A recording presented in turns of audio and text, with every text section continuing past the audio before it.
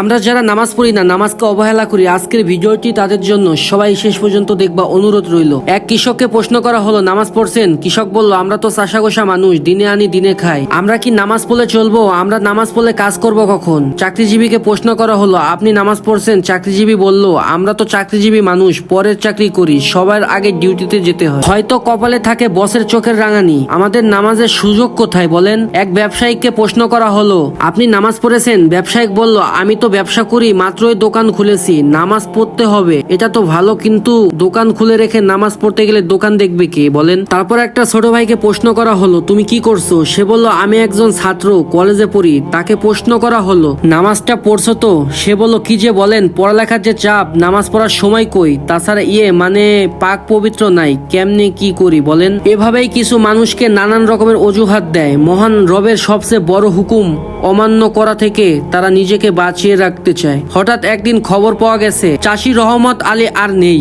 অফিসে যাচ্ছিলেন চাকরিজীবী ভাই আনোয়ার সাহেব, সময় মতো পৌঁছাইতে চাইছিলেন, সময় তাকে সহায়তা করেনি, তাতে তিনি বড় একটা অ্যাক্সিডেন্টে পঙ্গু হসপিটালে বেরিয়ে গেলেন। একজন পেশেন্ট পঙ্গু অবস্থায় কেটে আনোয়ার সাহেবের বাকি জীবন। ব্যবসায়িক মহাজন সাহেবের দোকান করে তার কাটতো সারা বেলা। ব্যবসার হিসাব কিতাব মিলাতে গিয়ে হঠাৎ করে একদিন দুপুরবেলা বুকের বাঁ পাশে উঠে গেল প্রচন্ড ব্যথা। নামাজ পড়ার সময় ছিল না যে লোকটির, আল্লাহ তাআলা দেওয়ার মতো সময় হয়ে ওঠেনি। তাকে নিয়ে হসপিটালে যাওয়ার আগেই চলে গেলেন ওপারে। আর এই যে যুবক ছাত্র ভাইটি নামাজে যাচ্ছিল চিরগাফুলতি, এ বয়সে ক্যান্সারে আক্রান্ত হয়ে গেলেন তিনি। বড় আশা ছিল চিরজীবনকে নিজের মতো সাজাবে, নিজের রং রস কম দে মাতাল ছিল তার মন, আল্লাহ তাআলাকে চেনার মতো সময় ছিল না তার। ও এখন আমরা কি ভাবছি? আমরা কি সেই চাষি রহমত আলী? আমরা কি সেই চাকরিজীবী আনোয়ার সাহেব? আমরা কি সেই ব্যবসায়িক মহাজন? নাকি সেই ছাত্র ভাইটি?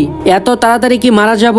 এখনো তো অনেক দেরি আছে। অথচ মৃত্যু প্রতিদিন আমাদের সামনে থেকে কাউকে না কাউকে নিয়ে যাচ্ছে। হ্যাঁ, আমাদেরকেও যেতে হবে একদিন। মুহাম্মদ সাল্লাল্লাহু আলাইহি সাল্লাম বলেছেন, প্রতি মানতা হে যে ব্যক্তি যে তার ভুল ত্রুটি চিন্তা করে মৃত্যুর পরবর্তী জীবনের জন্য নেক আমল করে, অর্থাৎ বুদ্ধিমান যে ব্যক্তি কিনা তার দোষ ত্রুটি চিন্তা করবে, গুনাহর জন্য অনুপত্তি হয়, তওবা করে এবং মৃত্যুর পরবর্তী জীবন আখিরাতের জন্য নেক আমল করে। হে ভাই ও বোন, আমরা এখনো সময় আছে, খুব বেশি দেরি হয়নি। এখনই ফিরে আসুন রবের দিকে, গুরুত্ব সহকারে নামাজ আদায় করুন এবং আল্লাহর হুকুমগুলো যথাযথভাবে মেনে চলুন।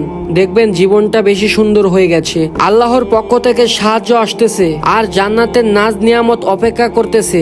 আল্লাহ তাআলা আমাদের সবাইকে 5 ওয়াক্ত সালাত আদায় করার তৌফিক দান করুক। সবাই বলি আমিন। তো গাইস, এই ভিডিওটা সবাই সবার কাছে শেয়ার করে দিবা। আর এমন ইসলামিক ভিডিও পাইতে ভাইয়ের চ্যানেলে একটা লাইক দিয়ে সাবস্ক্রাইব করবা। খোদা হাফেজ।